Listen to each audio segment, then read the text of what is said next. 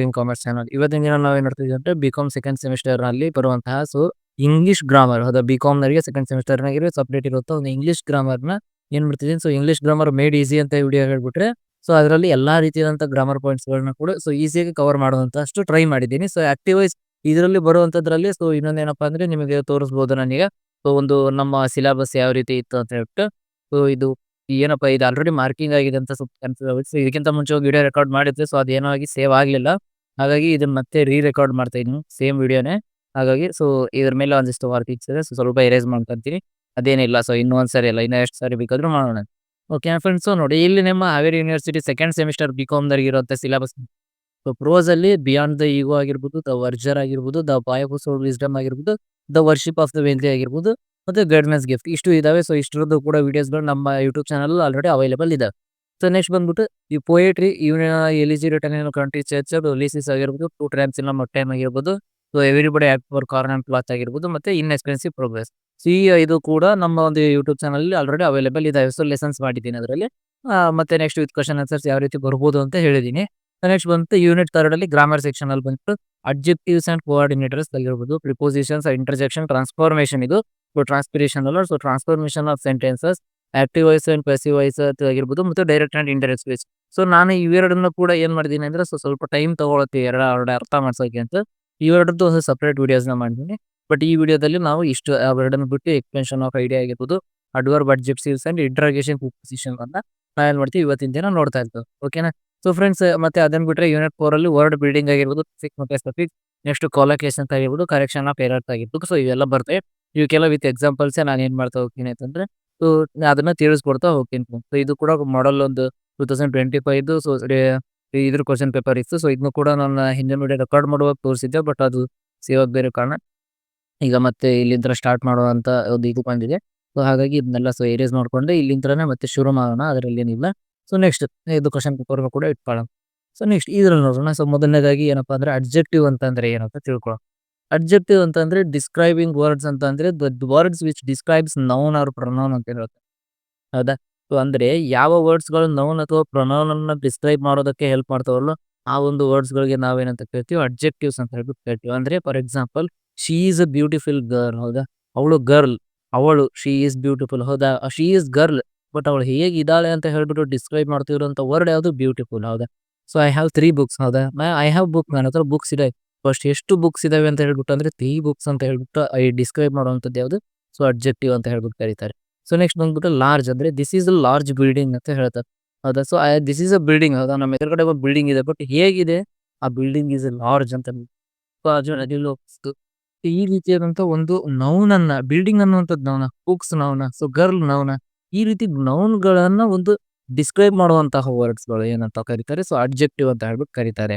On adjective is a word that describes a noun R pronoun ಅಂತ ಹೇಳ್ತಾರೆ. It tells us about the quality, number, size, colour and quantity ಅಂತ ಹೇಳ್ತಾರೆ. ಹೌದಲ್ಲ friend. And quantity ಅಂತ ಹೇಳ್ತಾರೆ. Red, next ಬಂದ್ಬಿಟ್ಟು red ಅಂದ್ರೆ ಹಿ bought a car. ಹೌದಾ, ಯಾವ ರೀತಿ ಕಾರ್ ಯಾವ ಕಲರ್ ಇದೆ ಅಂದ್ರೆ ರೆಡ್ ಕಲರ್ ಅಂತ ಹೇಳ್ಬೋದು. ಹೌದಾ. They live in a house. ಅದು ಅವ್ರ ಮನೇಲಿ ಇದಾರೆ, ಯಾವ ತರದ ಮನೆ ಇದಾರೆ, they live in a small house. ಹೌದಾ. ಈ ರೀತಿ they live in a small house ಅಂತ ಹೇಳ್ಬೋದು. ನೆಕ್ಸ್ಟ್ ಬಂದ್ಬಿಟ್ಟು ಕೋಆರ್ಡಿನೇಟರ್ಸ್ ಆಗಿರ್ಬೋದು, ಪ್ರಿಪೋಸಿಷನ್ಸ್ ಮತ್ತೆ ಇಂಟರ್ಜೆಕ್ಷನ್ ಅಂತ ಒಂದಿಷ್ಟು ಕಾನ್ಸೆಪ್ಟ್ಸ್ ಅನ್ಬೋದು. ಕೋಆರ್ಡಿನೇಟರ್ಸ್ ಅಂದ್ರೆ ಏನು? ಕೋಆರ್ಡಿನೇಟರ್ಸ್ ಅಂದ್ರೆ words that join words or sentences. ಹೌದಾ. Ram and Ravi are friends. Ram ಮತ್ತೆ ರವಿ ಇಬ್ಬರನ್ನು ಕೂಡ ಕನೆಕ್ಟ್ ಮಾಡಿರುವಂತ ವರ್ಡ್ ಯಾವುದು ಇಲ್ಲಿ, ಆ್ಯಂಡ್ ಅಲ್ಲ.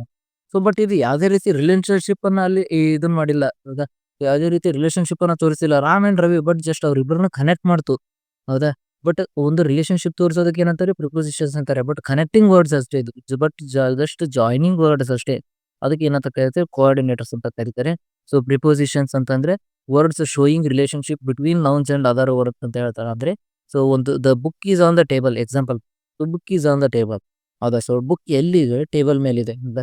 ಟೇಬಲ್ ಮೇಲೆ ಏನಿದೆ, ಬುಕ್ ಇದೆ. ಇವೆರಡರ ಮಧ್ಯೆ ಒಂದು ರಿಲೇಶನ್ಶಿಪ್ ಬಿಲ್ಡ್ ಆಯ್ತು. ಬಟ್ ಇಲ್ಲಿ ನೋಡಿ, ಇದಕ್ಕೂ ಕನ್ಫ್ಯೂಸ್ ಏನಕ್ಕೆ ಆಗ್ಬಾರ್ದು ಅಂದ್ರೆ, Ram and Ravi are friends. ಹೌದಾ, ಆರ್ ಫ್ರೆಂಡ್ಸ್ ಅಂತ ಇದ್ದಿದ್ದು ಕೂಡ ನೀವು ರಿಲೇಶನ್ಶಿಪ್ ಫ್ರೆಂಡ್ಶಿಪ್ ಅಂತ ಬರ್ಬೋದಲ್ವಾ. ಅದೇ ಯಾಕಾಗಲ್ಲ. ಇಲ್ಲಿ ರಾಮ್ ಅಂಡ್ ರವಿ ಮಧ್ಯೆ ಇರೋದೇ ಎಂಡ್. ಹೌದಾ. ಹಾಗಾಗಿ ಅದೇ ಯಾವುದೇ ರೀತಿ ಅಂತ ರಿಲೇಶನ್ಶಿಪ್ ಅನ್ನ ಬಿಟ್ವೀನ್ ಶೋ ಮಾಡಲ್ಲ. ಬಟ್ ಇಲ್ಲಿ ನೋಡಿ, the book is on the table, book ಎಲ್ಲಿದೆ, ಟೇಬಲ್ ಮೇಲೆ ಇದೆ. ಟೇಬಲ್ ಮೇಲೆ ಏನಿದೆ, ಬುಕ್ ಇದೆ. ಈ ರೀತಿ ಒಂದು ರಿಲೇಶನ್ಶಿಪ್ ತೋರಿಸೋದಕ್ಕೆ ನಾವೇನಂತ ಕರಿತೀವಿ, ಪ್ರಿಪೋಸಿಷನ್ಸ್ ಅಂತ ಹೇಳ್ತಾ ಇರ್ತೀವಿ. ಸೊ ನೆಕ್ಸ್ಟ್ ಬಂದ್ಬಿಟ್ಟು ಹಿ lives in Bengaluru. He lives ಹೌದಾ, ಎಲ್ಲಿ ಬದುಕ್ತಾನ ಅವನು? ಬೆಂಗಳೂರಲ್ಲಿ ಬದುಕ್ತಾನ. ಬೆಂಗಳೂರಲ್ಲಿ ಯಾರು ಬದುಕ್ತಾರ ಅವ್ನು ಬದುಕ್ತಾ ಇದ್ದ. ತುಂಬಾ ಜನ ಇರ್ಬೋದು ಈ ರೀತಿ. ಸೊ ರಿಲೇಶನ್ಶಿಪ್ ಅನ್ನ ತೋರ್ಸೋದಕ್ಕೆ ಏನಂತ ಕರೀತಾರೆ? ಪ್ರಿಪೋಸಿಷನ್ಸ್ ಅಂತ ಹೇಳ್ಬಿಟ್ಟು ಕರಿತೀವಿ. ನೆಕ್ಸ್ಟ್ ಬಂದ್ಬಿಟ್ಟು ಇಂಟರ್ಜೆಕ್ಷನ್ ಅಂತ. ಸೊ ಇಂಟರ್ಜೆಕ್ಷನ್ಸ್ ಅಂದ್ರೆ word expressing the sudden feeling or sudden emotions ಅಂತ. ಅದು ಹಂಗಂದ್ರೆ so wow what of lover ಅಂದ್ರೆ ವಾವ್ ಅನ್ನೋಂಥದ್ದು ನಾವ್ ಈಗ ಏನೋ ಒಂದು ಸಡನ್ ಒಂದು ಸೀನ್ ನೋಡಿರ್ತೀವಿ. ಸೊ ಫಾರ್ ಎಕ್ಸಾಂಪಲ್ ಜೋಕಾಲ್ಸ್ ಎದುರುಗಡೆಗೆ ಯಾರೋ ನಿಮ್ ಫ್ರೆಂಡ್ಸ್ ಸರ್ಪ್ರೈಸ್ ಕೊಡ್ಬೇಕು ಅಂತ ಕರ್ಕೊಂಡು ನಿಲ್ಸಿದ್ರೆ ನೀವೇನ್ ಹೇಳ್ತೀರಾ? So wow what a beautiful view, what a beautiful ಏನದು ನದಿ ಆಗಿರ್ಬೋದು, ರಿವರ್ ಅಂತ ಈ ರೀತಿ ನೀವು ತಿಳಿಸ್ತಿರಲ್ಲ. So so wow what a beautiful river alas. So the old man died ಅಂದ್ರೆ so the old man was died. So ಈ ರೀತಿಯಾದಂತ ಒಂದಿಷ್ಟು ಎಕ್ಸ್‌ಪ್ರೆಷನ್ಸ್ ಗಳನ್ನ ಅಂದ್ರೆ ಸಡನ್ ಫೀಲಿಂಗ್ಸ್, ಸಡನ್ ಎಮೋಷನ್ಸ್ ಗಳನ್ನ ಏನಂತ ಕರೀತಾರೆ? ಸೊ ಇಂಟರ್ಜೆಕ್ಷನ್ಸ್ ಅಂತ ಹೇಳ್ಬಿಟ್ಟು ಕರೀತಾರೆ. ಹೌದಾ? ಸೊ ನೆಕ್ಸ್ಟ್ ನೋಡೋಣ, ಅದು ಟ್ರಾನ್ಸ್ಫಾರ್ಮೇಶನ್ ಅಂಡ್ ಇಂಟರೋಗೇಟಿವ್ ಸೆಂಟೆನ್ಸಸ್ ಅಂತ ಹೇಳ್ತಾರೆ. ಅಂದ್ರೆ transformation of sentences, so changing the form of sentence without changing its meaning. ಇದು ಈ ವರ್ಷ ಆಡ್ ಆಗಿರೋ ಅನ್ಸುತ್ತೆ. ಟ್ರಾನ್ಸ್ಫಾರ್ಮೇಶನ್ ಆಫ್ ಸೆಂಟೆನ್ಸ್ ಅಂತಂದ್ರೆ ಸೊ ಅಂದ್ರೆ ಒಂದು ವರ್ಡ್ ಒಂದು ಸೆಂಟೆನ್ಸ್ ಅನ್ನ ಇದು ಅಂದ್ರೆ ಮೀನಿಂಗ್ ಚೇಂಜ್ ಆಗಲ್ಲ, ಬಟ್ ಆ ಒಂದು ಫಾರ್ಮ್ ಅನ್ನ ಚೇಂಜ್ ಮಾಡ್ತೀವಿ. ಹೌದಾ? ಹಾಗಾಗಿ ಸೊ ಆ ರೀತಿ ಇಂಟರೋಗೇಟಿವ್ ಸೆಂಟೆನ್ಸಸ್ ಅಂತಂದ್ರೆ are questions that ask for information using words like what, where, why and how ಅಂತ ಹೇಳ್ತಾರೆ. ಸೊ ಇಂಟರೋಗೇಟಿವ್ ಅಂತಂದ್ರೆ ಸೊ ಆ ಒಂದು ಇಂಟರೋಗೇಟಿವ್ ವರ್ಡ್ಸ್ ಗಳನ್ನ ಯೂಸ್ ಮಾಡಿ ಕೇಳುವಂತಹ ಒಂದು ಕ್ವಶನ್. ಅದ್ರಲ್ಲಿ ನಮಗೆ ಏನ್ ಗೊತ್ತಾಗುತ್ತೆ ಅಂತಂದ್ರೆ using words like what, where ಮತ್ತೆ ವೆನ್ ಅಂಡ್ ಹೌ ಅಂತ ಈ ರೀತಿ ಅಂತ WH ವರ್ಡ್ಸ್ ಗಳನ್ನ ಕ್ವಶನಿಂಗ್ ವರ್ಡ್ಸ್ ಗಳನ್ನ ಯೂಸ್ ಮಾಡ್ಕೊಂಡು ನಾವು ಕೇಳೋ ಕ್ವಶನ್ ಕೇಳಿದ್ವಿ ಅಂತಂದ್ರೆ ಅದಕ್ಕೆ ಏನಂತ ಕರಿತಾರೆ? ಸೊ ಇಂಟರೋಗೇಟಿವ್ ಸೆಂಟೆನ್ಸಸ್ ಅಂತ ಹೇಳ್ಬಿಟ್ಟು ಕರೀತಾರೆ. ಹೌದಾ? ಸೊ ನೆಕ್ಸ್ಟ್ ಬಂದ್ಬಿಟ್ಟು ಇಂಟರೋಗೇಟಿವ್ ಆಯ್ತಲ್ಲ.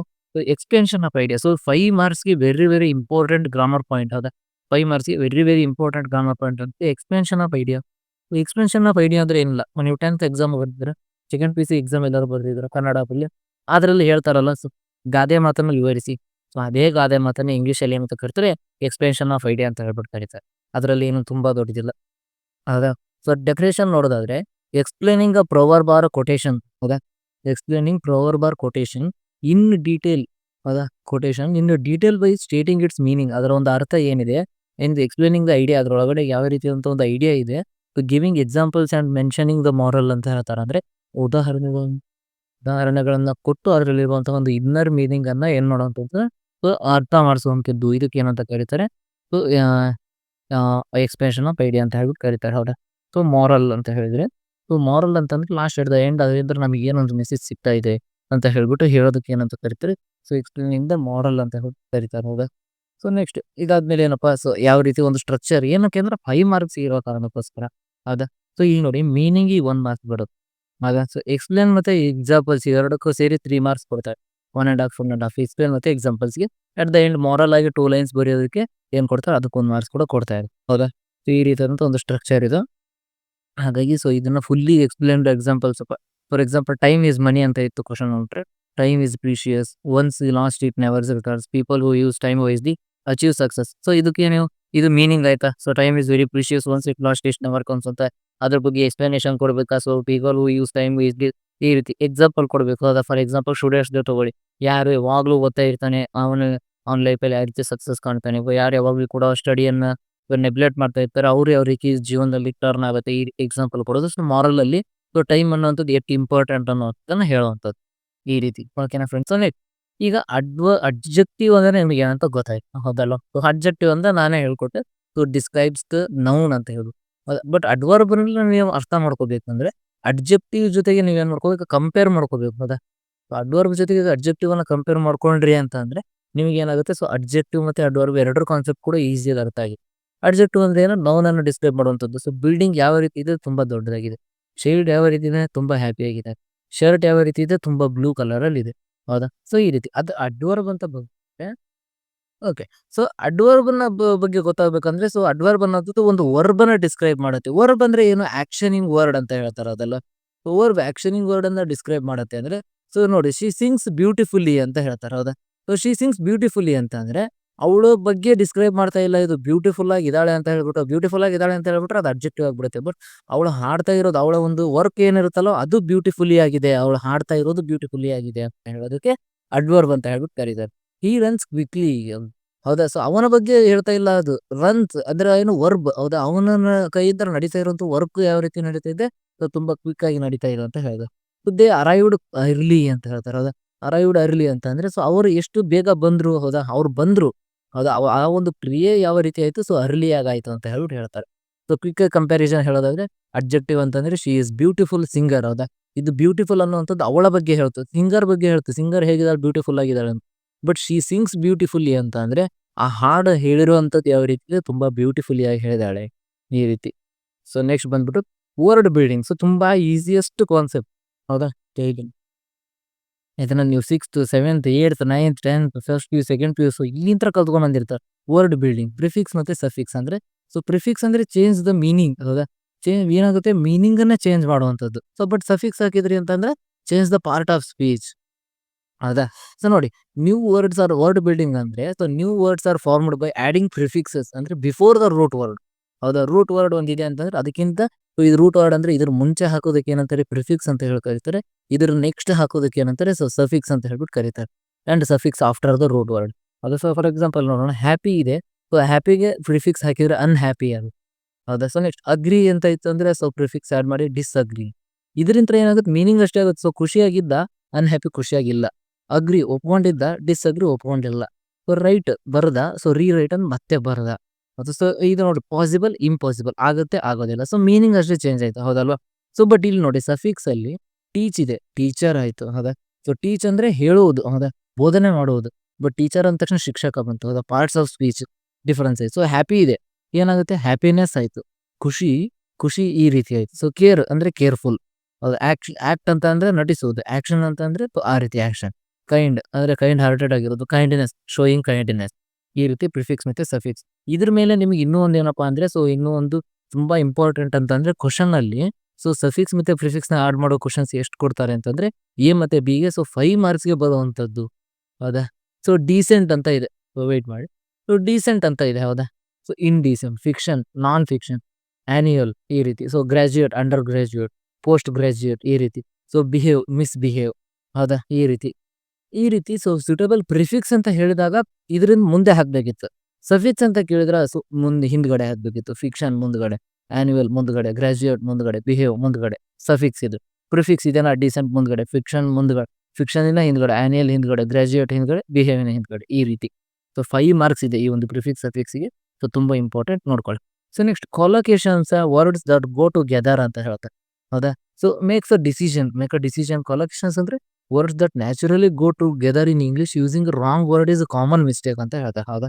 ಸೊ ನೋಡಿ, ಫಾರ್ ಎಕ್ಸಾಂಪಲ್ ಈ ಕೊಲೊಕೇಶನ್ಸ್ ಅಂತ ಅಂದ್ರೆ ಏನಪ್ಪಾ ಅಂದ್ರೆ, ಸೊ ಒಂದು ವರ್ಡ್ ಇಂದ ಜೊತೆಗೆ ಹೋಗುವಂಥದ್ದು. So that together, go together ಅಂತ ಒಂದು ವರ್ಡಿನ ಜೊತೆಗೆ ಯಾವಾಗ್ಲೂ ಕೂಡ ಹೋಗುತ್ತೆ ಹೌದಾ.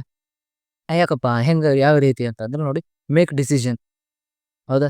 ಸೊ ಮೇಕ್ ಡಿಸಿಷನ್ ಹೋಗಿ do a decision, do a mistake ಹೌದಾ. ಸೊ ಮೇಕ್ ಅ ಮಿಸ್ಟೇಕ್ ಅಂತ ಇದೆ, ಇದು ಯಾವಾಗ್ಲೂ ಕರೆಕ್ಟ್ ಆಗಿ ಬರುವಂತದ್ದು. ಡೂ ಅ ಮಿಸ್ಟೇಕ್, ನೀನು ಮಿಸ್ಟೇಕ್ ಮಾಡು ಹೌದಾ. ಸೊ ಆ ರೀತಿ ಬರಲ್ಲ. ಸೊ ಟೇಕ್ ನೋಟ್ಸ್ ಅಂದ್ಬಿಟ್ಟು ಮೇಕ್ ನೋಟ್ಸ್ ಅಂತ ಹೇಳಕ್ಕಾಗುತ್ತಾ, ಡೂ ನೋಟ್ಸ್ ಅಂತ ಹೇಳಕ್ಕಾಗತ್ತಾ, ಇಲ್ಲ. So take notes. Give advice ಹೌದಾ. ಸೊ ಗಿವ್ ಅಡ್ವೈಸ್ ಅನ್ನೋಬಿಟ್ಟು so tell him advice, tell them ಈ ರೀತಿ ಬರಲ್ಲ. So give advice, so that go together words ಏನಾಗುತ್ತೆ go together. Catch a bus ಅನ್ನೋಬಿಟ್ಟು ಏನಾಗುತ್ತೆ ನಾವು, ಸೊ ವಾಟ್ ಕ್ಯಾಚ್ ದ ಬಸ್ಸಿಗೆ ಬೇರೆ ಎಕ್ಸಾಂಪಲ್ ಕೊಡ್ಬೋದು ಆ ರೀತಿ. ಹ್ಯಾವ್ ಬ್ರೇಕ್ಫಾಸ್ಟ್ ಅಂತ ಹೇಳ್ತೀವಿ ಹೌದಾ. ಸೊ ಈಟ್ ಬ್ರೇಕ್ಫಾಸ್ಟ್ ಇದಲ್ಲ. ಸೊ ವರ್ಡ್ಸ್ ಅಲ್ಲಿ ಏನಾಗುತ್ತೆ, ಸೊ ಕಾಮನ್ ಮಿಸ್ಟೇಕ್ ಆಗುತ್ತೆ ಹೌದಾ. ಸೊ ರಾಂಗ್ ವರ್ಡ್ ಹಾಕಿದ್ರೆ ಕಾಮನ್ ಮಿಸ್ಟೇಕ್ ಆಗುತ್ತೆ. But have a breakfast, pay attention ಹೌದಾ ಈ ರೀತಿಯಾದಂತ ಒಂದಿಷ್ಟು ಕೊಲೊಕೇಶನ್ಸ್ ಅಂದ್ರೆ ಇದು ಸಿಂಪಲ್ ಕಾಮನ್ ಸೆನ್ಸ್ ಮೇಲೆ ಹಾಕುವಂತ ಆನ್ಸರ್ಸ್ಗಳು. ಇದ್ರ ಮೇಲೆ ಯಾವ ರೀತಿ ಕ್ವಶನ್ಸ್ಗಳು ಬಂದಿರ್ತವೆ ಇದರಲ್ಲಿ ಅಂತಂದ್ರೆ, ಸೊ ಕೊಲೊಕೇಶನ್ಸ್ ಹೌದಾ. ಸೊ ಬಿಟರ್ ಆಗಿರ್ಬೋದು, ಸೊ ಈ ರೀತಿ. ಓಕೆ. ಸೊ ಫ್ರೆಂಡ್ಸ್ ಅಲ್ಲಿಗೆ ನಮ್ಮ ಒಂದು ಹಿಂದಿನ ಪಾಯಿಂಟ್ ಯಾವ್ದಾಗಿತ್ತಪ್ಪ ಅಂತಂದ್ರೆ, ಸೊ ಅದು ಬಂದ್ಬಿಟ್ಟು collocations words that go together ಅಂತ ಇತ್ತಲ್ಲ. ಸೊ ಆ ಒಂದು ಎಕ್ಸಾಂಪಲ್ಸ್ ಗಳು ನಾನು ಸಾಲ್ವ್ ಮಾಡಿರೋಂಥದ್ದನ್ನ ಕೆಳಗಡೆ ಅಪ್ಲೋಡ್ ಮಾಡ್ತೀನಿ. ಸೊ ನೆಕ್ಸ್ಟ್ ಬಂದ್ಬಿಟ್ಟು ಕರೆಕ್ಷನ್ ಆಫ್ ಎರರ್ಸ್. ಸೊ ತುಂಬಾ ಇಂಪಾರ್ಟೆಂಟ್ ಆದಂತ ಪಾಯಿಂಟ್ ಬಂದ್ಬಿಟ್ಟು ಕರೆಕ್ಷನ್ ಆಫ್ ಎರರ್ಸ್ ಅಂತ ಹೇಳ್ಬಿಟ್ಟು. ಏನಕ್ಕಪ್ಪ ಅಂತಂದ್ರೆ ಆ ಒಂದು ಕರೆಕ್ಷನ್ ಆಫ್ ಎರರ್ ಮೇಲೆ ನಿಮಗೆ 10 ಮಾರ್ಕ್ಸ್ಗೆ ಒಂದು ಕ್ವಶನ್ ಬರುತ್ತೆ. ಓಕೆನಾ ಫಸ್ಟ್ 3 ಇಂಟು 10 10 ಮಾರ್ಕ್ಸ್ಗೆ ಒಂದು ಕ್ವಶನ್ ಬರುತ್ತೆ. ಸೊ 10 ಸೆಂಟೆನ್ಸಸ್ ಇರುತ್ತೆ. 10 ಸೆಂಟೆನ್ಸಸ್ ಅಲ್ಲಿ ಕೂಡ ಏನೇನು ಕರೆಕ್ಷನ್ ಮಾಡ್ಬೇಕು ಅಂತ ಹೇಳ್ಬಿಟ್ಟು ನೀವು ನೋಡ್ಕೋಬೇಕು. ಸೊ ನೋಡಿ ಯಾವ ರೀತಿ ಡೆಫಿನೇಷನ್ ಕರೆಕ್ಷನ್ಸ್ ಆಫ್ ಎರರ್ಸ್ ಅಂದ್ರೆ, finding and correcting the common grammatical mistakes in subject, verb, agreement, tense, article and preposition. So ಇಷ್ಟು ನೋಡ್ಕೋಬೇಕು. ಸಬ್ಜೆಕ್ಟ್ ಯಾವ್ಯಾವ್ದ್ರಲ್ಲಿ ಅಂದ್ರೆ ವರ್ಬ್ ಅಗ್ರಿಮೆಂಟ್ ಆಗಿರ್ಬೋದು, ಟೆನ್ಸ್ ಆಗಿರ್ಬೋದು, ಸೊ ಆರ್ಟಿಕಲ್ಸ್ ಆಗಿರ್ಬೋದು, ಮತ್ತೆ ಪ್ರಿಪೋಸಿಷನ್ಸ್. ಇವು ಇಷ್ಟುಗಳನ್ನು ಯೂಸ್ ಮಾಡುವಂತಹ ಒಂದು ಟೈಮಲ್ಲಿ ಗ್ರಾಮಟಿಕಲ್ ಮಿಸ್ಟೇಕ್ಸ್ ಅನ್ನ ಮಾಡಿರ್ತಾರೆ. ಅದನ್ನ ನೀವೇನ್ ಮಾಡ್ಬೇಕು, ಸೊ ಕಂಡು ಹಿಡಿದು ಏನ್ ಮಾಡ್ಬೇಕು, ಐಡೆಂಟಿಫಿಕೇಶನ್ ಮಾಡಿ ಕರೆಕ್ಷನ್ ಆಫ್ ಎರರ್ಸ್ ಅನ್ನ ಮಾಡಬೇಕು. ಸೊ ನಾರ್ಮಲ್ ಆಗಿ ಯಾವ ರೀತಿಯಾದಂತಹ ಮಿಸ್ಟೇಕ್ಸ್ ಗಳು ಇರ್ತವೆ ಅಂದ್ರೆ, so she go to school ಹೌದಾ? ಶಿ ಗೋ ಟು ಸ್ಕೂಲ್ ಇದು ಕರೆಕ್ಟ್ ಇದೆನಾ? ಸೊ ತಪ್ಪಿದೆ. ಏನ್ ಸರಿಯಪ್ಪ? ಶಿ ಗೋಸ್ ಟು ಸ್ಕೂಲ್ ಯಾಕಂದ್ರೆ ಸೊ ಶಿ ಇದೆ ಥರ್ಡ್ ಪರ್ಸನ್ ಸಿಂಗ್ಯುಲರ್ ಇತ್ತು ಅಂತಂದ್ರೆ ಗೋಸ್ ಬರ್ಬೇಕು, ಇಎಸ್ ಆಡ್ ಆಗ್ಬೇಕು. ಹೌದಾ? ಈ ರೀತಿ ದೇ ಈಸ್ ಪ್ಲೇಯಿಂಗ್ ಅಂತ ಇದೆ. ಹೌದಾ? ದೇ ಈಸ್ ಬಂದಿದೆ ಅಂದ್ರೆ ಈಸ್ ಯಾವ ಟೈಮಲ್ಲಿ ಬರುತ್ತೆ? ಸೊ ಸಿಂಗ್ಯುಲರ್ ಇದ್ದಾಗ ಬರುತ್ತೆ. ಹೌದಾ? He is playing, she is playing ಅಂತ. ಬಟ್ ಇಲ್ಲಿ ದೇ ಇದೆ, ಇದು ಸಿಂಗ್ಯುಲರ್ ಪ್ಲೂರಲ್ ಇದು. ಹೌದಾ? ದೇ ಅನ್ನೋದು ಪ್ಲೂರಲ್. ಹಂಗಿದ್ದಾಗ ದೇ ಆರ್ ಪ್ಲೇಯಿಂಗ್ ಈ ರೀತಿ ಬರ್ಬೇಕಾಗುತ್ತೆ. ಓಕೆನಾ? ಸರಿ. He is engineer. ಹೌದಾ? ಈ ಈಸ್ ಇಂಜಿನಿಯರ್ ಅಂತ ಇದೆ. ಬಟ್ ಅದ ಕರೆಕ್ಟೆಸ್ಟ್ ಫಾರ್ಮ್ ಬಂದ್ಬಿಟ್ಟು he is on engineer. On ಯಾಕೆ ಬಂತು? ಆನ್ ಆರ್ಟಿಕಲ್ ಅಲ್ಲ. ಸೊ ಎ ಅಂತ ಯಾಕೆ ಬಂತು ಆನ್ ಅಂತಂದ್ರೆ ಸೊ ಮುಂದ್ಗಡೆ ಏನಿದೆ? ಸೊ ಇ ಅನ್ನುವಂಥದ್ದು ಇದೆ. ಸೊ ಅದೇನಾದ್ರೆ ಓವೆಲ್ ಸೌಂಡ್ ಅನ್ನುವಂಥದ್ದು ಇದೆ. ಹಾಗಾಗಿ so he is on engineer. I have saw this movie ಅಂತ ಇದೆ. ಹೌದಾ? I have saw this movie ಅಂದ್ರೆ ನಾನು ಆಲ್ರೆಡಿ ಈ ಮೂವಿನ ನೋಡಿದೆ. ಸಾ ಬರೋದಿಲ್ಲ. ಹೌದಾ? ಯಾಕಂದ್ರೆ ಸಾ ಅನ್ನುವಂಥದ್ದು ಅದು ಪಾಸ್ಟ್ ಟೆನ್ಸ್ ಆಗುತ್ತೆ. ಹೌದಾ? ಸೊ ಪಾಸ್ಟ್ ಟೆನ್ಸ್ ಆಗುತ್ತೆ. ಬಟ್ ಹ್ಯಾವ್ ಅನ್ನುವಂಥದ್ದು ಯಾವ ಟೆನ್ಸಿನ ಒಂದು ಹೆಲ್ಪಿಂಗ್ ವರ್ಬ್ ಇದು? ಇದು ಪ್ರೆಸೆಂಟ್ ಟೆನ್ಸಿನ ಹೆಲ್ಪಿಂಗ್ ವರ್ಬ್ ಇದು. ಹಾಗಾಗಿ ಸೊ ಇಲ್ಲಿ ತಪ್ಪಾಗಿದೆ. So I have seen this movie ಇದು ಯಾವುದು ಅಂತಂದ್ರೆ ಸೊ ಪಾಸ್ಟ್ ಟೆನ್ಸ್ ಅನ್ನ ಇಂಡಿಕೇಟ್ ಮಾಡುವಂಥದ್ದು. ಹೌದಾ? ಸೊ ಈ I have saw this movie correct sentence ಆಗ್ಬೇಕಂತಂದ್ರೆ so I had saw this movie ಅನ್ನೋಂಥದ್ದು ಏನಾಗುತ್ತೆ? ಕರೆಕ್ಟ್ ಸೆಂಟೆನ್ಸ್ ಆಗುತ್ತೆ. So he lives at Bengaluru ಅಂತ ಇದೆ. ಹೌದಾ? So he lives at Bengaluru ಅಂದ್ರೆ ಅವನು ಬೆಂಗಳೂರು ಅಲ್ಲಿದ್ದಾನೆ. ಹೌದಾ? ಆಗಲ್ಲ. So he lives in Bengaluru ಅಂದ್ರೆ ಬೆಂಗಳೂರು ಅಲ್ಲಿ ವಾಸಿಸ್ತಾನೆ ಈ ರೀತಿ. ಸೊ ಮೆಥಡ್ ಏನ್ ಮಾಡ್ಬೇಕು? Always check the subject. ಮೊದಲನೇದಾಗಿ ಸಬ್ಜೆಕ್ಟ್ ಚೆಕ್ ಮಾಡಬೇಕು, ವರ್ಬ್ ಚೆಕ್ ಮಾಡಬೇಕು, ಟೆನ್ಸ್ ಕರೆಕ್ಟ್ ಆಗಿದೆಯಾ, ಆರ್ಟಿಕಲ್ ಕರೆಕ್ಟ್ ಪ್ಲೇಸ್ ಅಲ್ಲಿ ಇದೆಯಾ, ಪ್ರಿಪೋಸಿಷನ್ ಯೂಸ್ ಆಗಿದೆಯಾ, ಮತ್ತೆ ಪ್ರೊನೌನ್ ಅನ್ನುವಂಥದ್ದು. ಇವನ್ ಪ್ರೊನೌನ್ ಅಂದ್ರೆ ಸೊ ಆ ರೀತಿಯಾದ ಗಾದೆ ಮಾತುಗಳು ಇವೆಲ್ಲ ಕರೆಕ್ಟ್ ಆಗಿದಾವ ಅಂತ ನೋಡ್ಕೊಡಿ. So next the quick grammar revision ಅಂತಂದ್ರೆ ಸೊ ಪೂರ್ತಿಯಾದಂತ ಎಲ್ಲಾ 10 ಪಾಯಿಂಟ್ಸ್ ನಿಮಗೆ ಏನು ಕವರ್ ಆಯ್ತಲ್ಲ ಆ 10 ಪಾಯಿಂಟ್ಸ್ಗಳು ರಿವಿಷನ್ ಬಂತು. ಅಬ್ಜೆಕ್ಟಿವ್ ಅಂತ ಬಂತಂದ್ರೆ ನೌನ್ ಅನ್ನ ಡಿಸ್ಕ್ರೈಬ್ ಮಾಡುವಂಥದ್ದು. ಶಿ ಈಸ್ ಬ್ಯೂಟಿಫುಲ್ ಅಂತ ಹೇಳ್ತಲ್ಲ ಆ ರೀತಿ. ಸೊ ಅವಳು ಹೇಗಿದ್ದಾಳೆ? ಸೊ ತುಂಬಾ ಬ್ಯೂಟಿಫುಲ್ ಆಗಿದ್ದಾಳೆ ಈ ರೀತಿ ಅಬ್ಜೆಕ್ಟಿವ್. ಸೊ ಅಡ್ವರ್ಬ್ ಅಂತಂದ್ರೆ ಡಿಸ್ಕ್ರೈಬ್ಸ್ ಅ ವರ್ಬ್ ಅಂತ. ಶಿ ಸಿಂಗ್ಸ್ ಬ್ಯೂಟಿಫುಲಿ ಅಂದ್ರೆ ಇದರಲ್ಲಿ ಅವಳ ಬಗ್ಗೆ ವರ್ಣಿಸಲ್ಲ, ಬಟ್ ಅವಳು ಮಾಡ್ತಾ ಇರುವಂತ ಒಂದು ಕ್ರಿಯೆ ಇದೆಯಲ್ಲ ಸಿಂಗಿಂಗ್, ಅದು ಎಷ್ಟು ಚೆನ್ನಾಗಿದೆ. ಸೊ ಶಿ ಸಿಂಗ್ಸ್ ಬ್ಯೂಟಿಫುಲಿ ಒಂದು ಕ್ರಿಯೆಯ ಬಗ್ಗೆ ವರ್ಣಿಸೋದಕ್ಕೆ ಏನಂತಾರೆ? ಅಡ್ವರ್ಬ್ ಅಂತ ಹೇಳ್ಬಿಟ್ಟು ಕರೀತಾರೆ. ಸೊ ಕೋಆರ್ಡಿನೇಟರ್ ಅಂತ ಅಂದ್ರೆ ಏನು? So join words and sentence ಹೌದಾ? ಒಂದು ವರ್ಡ್ ಮತ್ತೆ ವರ್ಡ್ಗಳ ಮಧ್ಯೆ ಒಂದು ಜಾಯಿನ್ ಮಾಡುವಂಥದ್ದು. ಸೊ ಯಾವುದೇ ರೀತಿ ರಿಲೇಶನ್ಶಿಪ್ ಬಿಲ್ಡ್ ಮಾಡಲ್ಲ, ಜಸ್ಟ್ ಅವೆರಡನ್ನ ಕನೆಕ್ಟ್ ಮಾಡುವಂಥದ್ದು. ಬಟ್ ಪ್ರಿಪೋಸಿಷನ್ ಅಂತಂದ್ರೆ ಆ ಎರಡು ವರ್ಡ್ಗಳನ್ನ ಕನೆಕ್ಟ್ ಮಾಡೋದ್ರ ಮುಖಾಂತರ ಮಧ್ಯೆ ಏನ್ ಮಾಡುತ್ತೆ? ಒಂದು ರಿಲೇಶನ್ಶಿಪ್ ಅನ್ನ ಏನ್ ಮಾಡುತ್ತೆ? ಶೋ ಮಾಡುತ್ತೆ. ಇದು ಒಂದು ರಿಲೇಶನ್ಶಿಪ್ ಅನ್ನ ತೋರಿಸೋದಕ್ಕೆ ಏನಂತಾರೆ? ಸೊ ಪ್ರಿಪೋಸಿಷನ್ ಅಂತ ಹೇಳ್ತಾರೆ. ನೆಕ್ಸ್ಟ್ ಬಂದ್ಬಿಟ್ಟು ಇಂಟರ್ಜೆಕ್ಷನ್ ಅಂದ್ರೆ express emotions. So sudden emotions ಆಗಿರ್ಬೋದು, ಸಡನ್ ಫೀಲಿಂಗ್ಸ್ ಅನ್ನ ತೋರಿಸುವಂಥದ್ದು. So wow what a beautiful view, what a beautiful nature, what a beautiful. So ಈ ರೀತಿ ಹೇಳ್ತಾರಲ್ಲ ವಾವ್ ಅನ್ನೋಂಥದ್ದಾಗಿರ್ಬೋದು. ಆ ರೀತಿಯಾದಂಥ ಸಡನ್ ಎಕ್ಸ್‌ಪ್ರೆಷನ್ಸ್‌ಗಳನ್ನ ತೋರಿಸೋದಕ್ಕೆ ಏನಂತಾರೆ? ಇಂಟರ್ಜೆಕ್ಷನ್ ಅಂತ ಹೇಳ್ತಾರೆ. ಸೊ ಟ್ರಾನ್ಸ್‌ಫಾರ್ಮೇಷನ್ ಅಂತ ಅಂದ್ರೆ ಚೇಂಜಸ್ ಸೆಂಟೆನ್ಸ್ ಫಾರ್ಮ್. ಒಂದು ಸೆಂಟೆನ್ಸ್ ಇರುತ್ತೆ ಅದನ್ನ ಚೇಂಜ್ ಮಾಡೋದು. ಅಂದ್ರೆ ಅದರ ಫಾರ್ಮ್ ಅನ್ನ ಚೇಂಜ್ ಮಾಡೋದು. ಬಟ್ ಅದರ ಮೀನಿಂಗ್ ಯಾವುದೇ ರೀತಿಯಾದಂಥ ಚೇಂಜಸ್ ಆಗೋದಿಲ್ಲ. ಸೊ ಮೀನಿಂಗ್ ಹೇಗಿರುತ್ತೆ ಹಾಗೆ ಇರುತ್ತೆ. ಬಟ್ ಅದರ ಒಂದು ಫಾರ್ಮ್ ಅನ್ನುವಂಥದ್ದನ್ನ ಮಾತ್ರ ಚೇಂಜ್ ಮಾಡುವಂಥದ್ದು. ಸೊ ನೆಕ್ಸ್ಟ್ ಪ್ರಿಫಿಕ್ಸ್ ಅಂತಂದ್ರೆ ಆಡೆಡ್ ಬಿಫೋರ್ ಅ ವರ್ಡ್. ಒಂದು ವರ್ಡ್‌ಗಿಂತ ಮುಂಚೆ ಬಿಫೋರ್ ಆಡ್ ಮಾಡುವಂಥದ್ದು. ಅದರಿಂದ ಏನಾಗುತ್ತೆ? ವರ್ಡ್‌ನ ಮೀನಿಂಗ್ ಚೇಂಜ್ ಆಗುತ್ತೆ. ಸೊ ಸಫಿಕ್ಸ್ ಅಂತ ಅಂದ್ರೆ ಏನಾಗುತ್ತೆ? ಒಂದು ವರ್ಡಿನ ಆಫ್ಟರ್ ಆಡ್ ಮಾಡುವಂಥದ್ದು. ಇದರಿಂದ ಆ ವರ್ಡಿನ ಪಾರ್ಟ್ಸ್ ಆಫ್ ಸ್ಪೀಚ್ ಅನ್ನುವಂಥದ್ದು ಚೇಂಜ್ ಆಗುತ್ತೆ. ಫಾರ್ ಎಕ್ಸಾಂಪಲ್ ಈಗ ನೋಡಿ ಇಲ್ಲಿ ಸೆಕ್ಯೂರ್ ಅಂತ ಇತ್ತು. ಸೊ ಸೆಕ್ಯೂರ್ ಅಂತ ಇತ್ತು. ಅದರ ಒಂದು ಪ್ರಿಫಿಕ್ಸ್ ಆಡ್ ಮಾಡಿದ್ರೆ ಏನಾಗುತ್ತೆ? ಸೊ ಇನ್‌ಸೆಕ್ಯೂರ್ ಅಂತ ಆಗುತ್ತೆ. ಹೌದಾ? ಸೊ ಅದರಿಂದ ಏನಾಯ್ತು? ಆ ವರ್ಡ್‌ನ ಒಂದು ಫುಲ್ ಮೀನಿಂಗ್ ಚೇಂಜ್ ಆಯ್ತು. ಬಟ್ ಇಲ್ಲಿ ನೋಡಿ ಟೀಚ್ ಅಂತ ಇತ್ತು. ಹೌದಾ? ಟೀಚ್ ಅಂದ್ರೆ ಏನು? ಬೋಧನೆ ಮಾಡು. ಹೌದಾ? ಬಟ್ ಟೀಚರ್ ಅಂತ ಬಂದ ತಕ್ಷಣ ಏನಾಯ್ತು? ಅದರ ಒಂದು ಪಾರ್ಟ್ಸ್ ಆಫ್ ಸ್ಪೀಚ್ ಅನ್ನುವಂಥದ್ದೇ ಚೇಂಜ್ ಆಯ್ತು. ಹೌದಾ? ಅಲ್ಲಿ ಒಬ್ಬ ಪರ್ಸನ್ ಅನ್ನ ಇಂಡಿಕೇಟ್ ಮಾಡುವಂಥದ್ದು ಸ್ಟಾರ್ಟ್ ಆಗುತ್ತೆ. ಹಾಗಾಗಿ ಸೊ ಸಫಿಕ್ಸ್ ಆಡ್ ಮಾಡೋದ್ರಿಂದ ಪಾರ್ಟ್ಸ್ ಆಫ್ ಸ್ಪೀಚ್ ಚೇಂಜಸ್ ಆದ್ರೆ ಪ್ರಿಫಿಕ್ಸ್ ಆಡ್ ಮಾಡೋದ್ರಿಂದ ಏನಾಗುತ್ತೆ? ಸೊ ಮೀನಿಂಗ್ ಚೇಂಜ್ ಆಗುತ್ತೆ. ಸೊ ನೆಕ್ಸ್ಟ್ ಕೊಲೊಕೇಶನ್ಸ್ ಅಂತಂದ್ರೆ ಸೊ ವರ್ಡ್ ಯೂಸ್ಡ್ ಟುಗೆದರ್. ಈ ಕೊಲೊಕೇಶನ್ಸ್ ನೀವು ಆನ್ಸರ್ ಮಾಡ್ಬೇಕಂದ್ರೆ ಜಸ್ಟ್ ನಿಮ್ಮ ಒಂದು ಕಾಮನ್ ಸೆನ್ಸ್ ಅನ್ನ ಯೂಸ್ ಮಾಡಿದ್ರೆ ಸಾಕು. ಸೊ ಈಸಿಯಾಗಿ ಕೊಲೊಕೇಶನ್ಸ್‌ಗೆ ಇರುವಂತ ಒಂದು 5 ಮಾರ್ಕ್ಸ್ ಅನ್ನ ನೀವು ಕ್ಯಾರಿ ಮಾಡ್ಕೋಬಹುದು. ಹೌದಾ? ಸೊ ನೆಕ್ಸ್ಟ್ ಕರೆಕ್ಷನ್ ಅಂತ fixes grammar mistake. So grammar ಅಲ್ಲಿ ವರ್ಬ್ ಆಗಿರ್ಬೋದು, ಟೆನ್ಸ್ ಆಗಿರ್ಬೋದು. ಸೊ ಅದನ್ನ ಬಂದ್ಬಿಟ್ರೆ ನೆಕ್ಸ್ಟ್ ಸಬ್ಜೆಕ್ಟ್ ಆಗಿರ್ಬೋದು. ಅದಾದ್ಮೇಲೆ ಮತ್ತೆ ಏನೇನಪ್ಪ ಅಂದ್ರೆ ಆರ್ಟಿಕಲ್ ಮತ್ತೆ ಪ್ರಿಪೋಸಿಷನ್ಸ್ ಈ ರೀತಿಯಾದಂತ 5 ಪಾಯಿಂಟ್‌ಗಳಲ್ಲಿ ಏನಾದರೂ ಒಂದು ಮಿಸ್ಟೇಕ್ ಮಾಡಿರ್ತಾರೆ ಆ ಸೆಂಟೆನ್ಸ್ ಅಲ್ಲಿ. ಆ ಸೆಂಟೆನ್ಸ್ ಅನ್ನ ನೀವು ಐಡೆಂಟಿಫೈ ಮಾಡಿ ಅದನ್ನ ಕರೆಕ್ಟ್ ಮಾಡೋದಕ್ಕೆ ಏನಂತಾರೆ? ಕರೆಕ್ಷನ್ ಅಂತ ಹೇಳ್ತಾರೆ. ಸೊ ಈ ಎಲ್ಲಾ 10 ಪಾಯಿಂಟ್ಸ್‌ಗಳು ಕೂಡ ನಿಮಗೆ ಎಕ್ಸಾಮ್ ಅಲ್ಲಿ ಆನ್ಸರ್ಸ್ ಬಂದು ಸೊ ಒಂದು ಇದರಿಂದ ಒಂದು 40 ಮಾರ್ಕ್ಸ್ ಕವರ್ ಆಗುತ್ತೆ. ಸೊ ಈ 40 ಮಾರ್ಕ್ಸ್ ನಿಮಗೆ ಬೇಕು ಅಂತಂದ್ರೆ ಸೊ ಈ ಒಂದು ಎಕ್ಸಾಂಪಲ್ಸ್‌ಗಳನ್ನ ಪ್ರಾಕ್ಟೀಸ್ ಮಾಡ್ಕೊಂತ ಇದ್ರೆ ಮಾತ್ರ ನಿಮಗೆ ಏನಾಗುತ್ತಪ್ಪ ಅಂದ್ರೆ ಸೊ ತುಂಬಾ ಈಸಿಯಾಗಿ ಈ ಎಲ್ಲಾ ಗ್ರಾಮರ್ ಪಾಯಿಂಟ್ಸ್‌ಗಳು ಅರ್ಥ ಆಗುತ್ತೆ. ಸೊ ಈ ಒಂದು ಕ್ವೆಶ್ಚನ್ ಪೇಪರ್ ಲಿಂಕ್ ಆಗಿರ್ಬೋದು, ಮತ್ತೆ ಈ ಒಂದು ಸಿಲೆಬಸ್ ಲಿಂಕ್ ಆಗಿರ್ಬೋದು, ಮತ್ತೆ ಈ ಪಿಡಿಎಫ್ ಪಿಪಿಟಿನ ಲಿಂಕ್ ಕೂಡ ನಾನು ಡಿಸ್ಕ್ರಿಪ್ಷನ್ ಬಾಕ್ಸ್‌ನಲ್ಲಿ ಕೊಟ್ಟಿರ್ತೀನಿ. ಮತ್ತೆ ವೆಬ್‌ಸೈಟ್ ಅಲ್ಲಿ ಕೂಡ ಅಪ್ಲೋಡ್ ಮಾಡಿರ್ತೀನಿ. ನೀವು ಅಲ್ಲಿಂದ ಡೌನ್ಲೋಡ್ ಮಾಡ್ಕೋಬಹುದು. ಸೊ ಇಲ್ಲಿವರೆಗೂ ವಿಡಿಯೋ ನೋಡಿದ್ದಕ್ಕೆ ಧನ್ಯವಾದಗಳು ಫ್ರೆಂಡ್ಸ್. ಮತ್ತೆ ಮುಂದಿನ ವಿಡಿಯೋದಲ್ಲಿ ಭೇಟಿಯಾಗೋಣ. ಸೊ ಮುಂದಿನ ವಿಡಿಯೋದಲ್ಲಿ ಆಕ್ಟಿವ್ ವಾಯ್ಸ್ ಮತ್ತೆ ಪ್ಯಾಸಿವ್ ವಾಯ್ಸ್ ಆಗಿರ್ಬೋದು, ಮತ್ತೆ ಡೈರೆಕ್ಟ್ ಅಂಡ್ ಇಂಡೈರೆಕ್ಟ್ ಅನ್ನ ನೋಡೋಣ. ಓಕೆನಾ? So thank you friends. Correct